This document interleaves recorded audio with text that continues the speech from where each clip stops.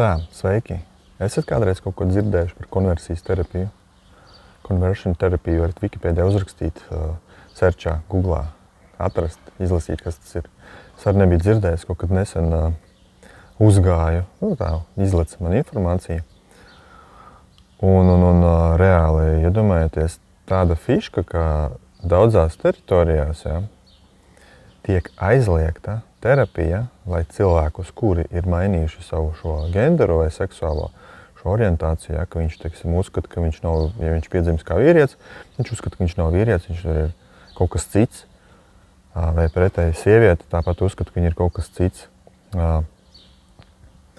Ir aizliegts ar viņiem strādāt, lai šo tā kā problēmu, psihisko dziedinātu, jeb izārstētu. Lūk, tā ir konversijas terapija. Ir aizliegts cilvēkus, kuri uzskata sevi par kādiem citiem dzimumiem, atgriezt atpakaļ viņu dabiskajā dzimumā, heteroseksuāls tas saucās. Teiksim, heteroseksuālisms tiek uzskatīts kā ideoloģija, kaut kāda atpakaļ tajos uzskatos. Tas ir konversijas terapija.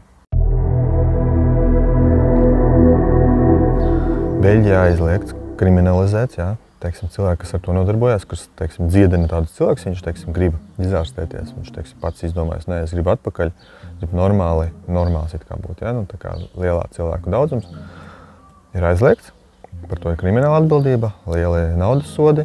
Vācijā, man liekas, ar tas pats, jūs varat tur kartē apskatīties Spānijā, Kanādā ir aizliegts, Austrālijā kādos štatos ir aizliegts, ASV kaut kādos štatos ir aizliegts, kriminalizēts tas ir. Kriminalizēts, tas ir krimināla atbildība, personām par to pasākumu. Kaut kas tāds ar kaut ko tādu nodarbojās, kaut ko tādu dara. Lūk, tāds joks, man tas bija reāls pārsteigums. Es nezināju, ka var skalot smadzenes bērniem. Viņi taču tagad šo ideoloģiju ievieš arvien jaunāk, arvien ātrāk. Visur viņi tiek bīdīti iekšā, tā kā prusaki. Skolās skalot smadzenes, tā riktīgi ar karogiem, tur ar lekcijām, tur viss tiek stāstīts, visādas murgainīgas idejas. Tiek liktas iekšā smadzenēs cilvēkiem maziem, kuriem tikai formējās. Tie, kas nesaprot neko, kā vispār notiek cilvēku formēšanās, kas viņi vispār cilvēks tāds ir, ka tas ir vienkārši staigājošs programmu, salēdoto programmu, tāds tā kā cilvēciņš, fiziska būtne. Patiesībā tās programmiņas, viņas ir šajā smalkajā plānā, tur salādēts iekšā, jo kāpēc tas tā ir? Jo velkās ļoti daudz kas no kaut kas jau ir. Piedzimstot jau ir kaut kādas īpašības, jau pēc kaut kādiem reakcijām cilvēks dzīvo. Tātad viņā jau kaut kas ir salādēts, viņš nav vienkārši plika, balta lapa. Un ģenētiski jāsanāk tas tā kā, mums tāds, ka tas ir ģenētiski. Tā mēs zinām, ka fiziskais ķermenis ir tikai ārējais apvalciņš, ar kuru mēs iepazīstam pasauli. Līdz ar to tas viss ir kaut kur citur, smalkajā plānā salādēts. Un tie, kas to zina, kas to ir apguvuši, viņi ļoti labi saprot, kā vispār viss šitā tehnoloģija strādā. Līdz kuram vecumam kādas programmiņas ir jāieliek, pie kā tas novadīs, un pēc tam, protams, lai šīs programmiņas nedrīkstētu dabūt ārā no cilvēka, lai viņš normalizējās, lai viņš atgriežas normālā stāvoklī. Viņas lūk tiek kriminalizētas. Tas ir apmēram, mēs līdzība, analoģija. Cilvēkiem salaužam kāju, vai arī kādreiz bija tāds Āfrikā vai kur, viņi galvas spieda kopā, viņas ir vai maziņas, lai līdzinātos dieviem, kargo kulti dažādi. Lūk, iedomājieties, kargo kults, galvas saspiest, maziņam jau, lai viņas tas galvas kaut tāds izstiepjās. Un tie, kas būs pret to, ja mēģinās atgriezt atpakaļ, vai arī salauž roku, lai viņi tāda kroplīga šķība, lai nestrādā, lūk, tas tā kā kargo kults, tur dieviem tādas rokas bija robotiem. Un, ja kāds, ārsts pēc tam mēģinās atpakaļ atgriezt šo roku, lai viņi atkal normāli darbojoši funkcionāli, tad tas būs kriminalizēts, aizliegts. No šīs pašas sērijas. Jo, kāpēc tas tā ir? Jo daudzi cilvēki, kuri nepieņem savu dabisko dzimumu, ar kuru viņi ir piedzimuši, problēma ir psihiskā ļoti daudziem. Ļoti daudzi ir guvuši tieši psihotraumas ļoti spēcīgas, kaut varmācību, psiholoģisko vai seksuālo varmācību, fizisko varmācību jaunībā, jaunos gados, bērnībā. Un pēc tam tas viss izpaužās tādā veidā, ka viņi pievēršās šai jaunai ideoloģijai, vieglāk veidot attiecības ar savu dzīvumu, ja tur kaut kādas salādētas iekšā programmiņas dēļ traumām, un plus tur vēl tās būtnes. Ja, daudz cilvēku netic, nezina, ka ir būtnes, kuras gana cilvēciņus īstajā tajā laukā. Ne tur, kur mēs savos avatāriņos staigājam, bet tas, kas mēs patiesībā esam. Ja kāds domā, ka viņš ir šis fiziskais ķermenis, tad jums ir pirmais līmenis vispār jāsaprot, jāapzinās, kas jūs vispār esat. Jā. Ka cilvēks nav fiziskais ķermenis. Fiziskais ķermenis tikai tāda niecīga 5% atdarinošā galējā matērijas forma, caur kuru mēs uztveram apkārtni. 95 matērijas mēs neredzam, nejūtam. Jā. Tas ir tas viss smalkais, kurā mēs reāli dzīvojam.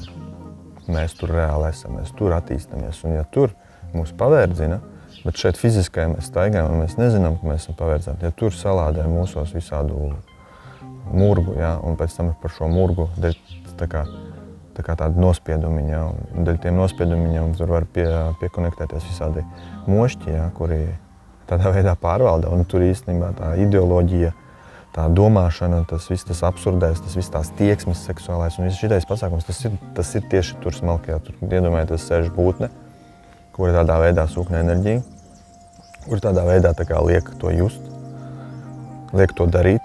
Alkohols ir arī tas pats princips, daudzas atkarības tieši tas pats princips. Un kamēr cilvēks no viņas netiks vaļā, viņam būs tas iekšējais, tā vēlme tieksme. Un ir tehnoloģijas, kā to visu var izdarīt. Un viņas ir daudzās teritorijās tagad tiek kriminalizētas. Kāpēc? Lai jaunie, tie, bērni, kas tiek ievadīti tajā pasākumā, no bērnu dārzos un skolās, lai viņus pēc tam nevarētu vecāki kaut vai atgriezt atpakaļ. Jā, normālajā stāvoklī. Viņi nedrīkstēs to darīt. Tas būs aizliegts tabū, krimināls pasākums. Saprotiet, kas ir pozitīvais no šitā, ka var redzēt, kā te viss strādā uz zemes. Jā? Kā vispār viss funkcionē. Kāds kaut ko izdomā, kāds, teiksim, slimiķis tiek tur iekšā, slimiķu savelk iekšā savus bārus. Jā? Cits cilvēks, viņš pēc tam tie slimiķi diktē visiem pārējiem, kā ir jādomā, kas ir pareizi, kas ir nepareizi. Ja? Lūk, un nav nekādas tiesības un viss šitais. Nav tiesības izvēlēties viņiem pašiem, ja, cilvēkam, ja viņš to grib darīt. Kā var kriminalizēt kaut kādu rīcību, kuru cilvēks pats var izvēlēties, izdomāt? Kas pa murgu vispār? Kāpēc tad nav kriminalizēts, ka maziem bērniem borē iekšā smadzenēs visādu murgu? Tas nav kriminalizēts, jo tas tieši otrādi, tas ir tieši par viņu tiesībām tiek cīņa. Par viņu, skatieties, vienā mazā jomā bērnam, kurš formējās, viņa psihe formējās, viss formējās, tas tikai aug. Tā kā maza asniņš, kur tu viņu, var teikt, aizvedīs sauli, no kuras puses viņam spīdēs kaut kas, jā, uz turien viņš arī vilksies, jā, tā kā tieksies. Tur viss ir ok, tur mēs esam pa vienlīdzību, jā, par tiesībām cilvēka. Šeit, ja tāds izaudzis liels cilvēks, viņš saprast, nē, es gribu atpakaļ. Nē, šeit mēs nedrīkst, šeit vairs tiesības neeksistē, šeit jau tu esi jau viss, tas ir slimi, tas tev var traucēt. Lielam cilvēkam, kurš jau ir nobriedis 18, 20, 30, 50 gadīgs, viņam tas ir aizliegts, jā, jo tas var viņam psihiski traucēt, novest. Jā. Mazam bērnam, kad viņš formējās, tur ir atļauts viņam skalot smadzenes. Saprotiet absurdu, saprotiet reāli visas šitās kustības, ideoloģijas, pretīgumu, smirdīgumu, kāda viņi ir. Un jūsu uzdevums ir par to runāt, skaļi stāstīt, izteikt savas domas, lai viņi tās kustība, tas virziens jūt, lai viņi zina, ka jūs no tā visu sūda nebaidāties. Un arī visa viņu kriminalizācija, tas viss ir virzīts uz personām, ne uz cilvēkiem. Un mūsdienās īstenībā ļoti smieklīgi. Kā teritorijās kaut kas tiek aizliegts. Cilvēks, kurš ir atmodies, viņš saprot, ka viņš ir piederīgs pie visas zemes. Ok, vienā teritorijā viņš aizbrauc citā teritorijā, no tās teritorijas sniedz pakalpojumu cilvēkiem, kuri ir tajā teritorijā, kur aizliegts. Vispār elementāri ir taču internets. Lūk, tā. Ko es vēl gribēju pateikt? Kāpēc droši vien ir aizliegts? Jā? Man ir, teiksim, saprašana, kāpēc, tāpēc, ka visdrīzākais visādi pētījumi tur ir veikti. Tur ir izmantota klasiskā psihoterapija, kaut kādas smagas zāles terapija, kaut kādas elektrošoki, tur visāds šitāds murgs, pseido īstenībā. Ja? Un uz tā pamata loģiski ir aizliegts kaut ko tādu ar cilvēkiem eksperimentu darīt, lai viņi savu psihiski dara pāri un fiziski, un tas neko nedod. Bet ir metodes, humānas tādas, kuras nenodara pāri, kuras nedara nekādu vardarbību, kuras ir ļoti efektīvas. Viņas vienkārši arī ir pieķēdētas klāt pie visas šitās terapijām, pie citām, kuras ir traumējošas, tās arī ir pieliktas klāt. Tādā veidā uzreiz viņas arī tiek izslēgtas un tiek klasificētas. Kā lūk, tā ir tā terapija. Un pēc šī principa jums ir jāsaprot, kā notiek vispār pārvaldība, kā vispār var ieviest visu kaut ko grib. Ja teiksim, kaut kas sāk kaut ko apdraudēt, iztaisa, kriminalizē visu. Ja? Jūs varat uzdot savu jautājumu, vai jūs esat brīvi vai neesat brīvi, un kā var būt, ka pieaugušam cilvēkam, teorētiski, labi, tur personas, bet, tā kā es par to negribu iedzināties, jo visi pārsvarā sev klasificē kā personas, kā var ietekmēt un diktēt un teikt, ko drīkst darīt un ko nedrīkst darīt. Tad jau tas vairs nav cilvēks, tas ir kaut kāds rīcība nespējīgs, stulbs, radība, par kuru ir jārūpējās, psihiski slims. Tad ja ir normāls, vesels cilvēks, tad principā veselam cilvēkam pašam jāizlem, pašam jāzina, ko, kas, kur un kā. Lai jums jauka vasariņa, baudiet foršo laiku, baudiet dzīvi, priecājieties, sargiet sevi, savus tuvos, un arī jums bija Salants, un tiekamies manos nākamajos video.